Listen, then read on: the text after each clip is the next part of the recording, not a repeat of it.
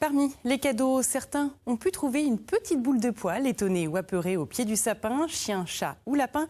Mais c'est parfois un présent bien encombrant qui ne fait pas le bonheur de tous. Conséquence, beaucoup d'animaux offerts à Noël arrivent à la SPA en janvier. Ophélie Le Pivert. Je vais te le laisser directement. Tu le tiens bien là, une main sous les fesses. Voilà, à partir du moment où le lapin ne sent pas le vide, il ne va pas se stresser.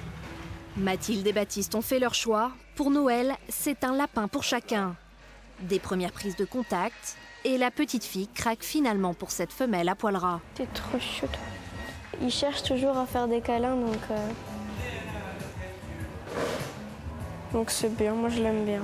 Plutôt que l'effet de surprise, leur père a préféré la méthode pédagogique pour ses enfants, histoire de les responsabiliser. Ça leur permet un petit peu de voir comment on s'en occupe, de recevoir les premiers conseils, de choisir la nourriture, oui, puis de choisir l'animal qui leur plaît. Le choix est réfléchi et pour cause, ce cadeau-là, impossible de le ramener en magasin, c'est un engagement pour au moins une dizaine d'années.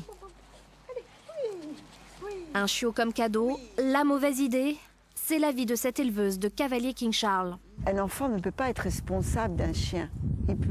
Il peut participer à la vie du chien, il peut donner la gamelle, il peut tenir le chien en laisse une fois que le chien est éduqué, quand il marche bien, il peut tenir le chien en laisse, etc. Mais c'est pas un chien n'est pas fait pour un enfant. C'est un membre de la famille rajouté, un membre à part entière.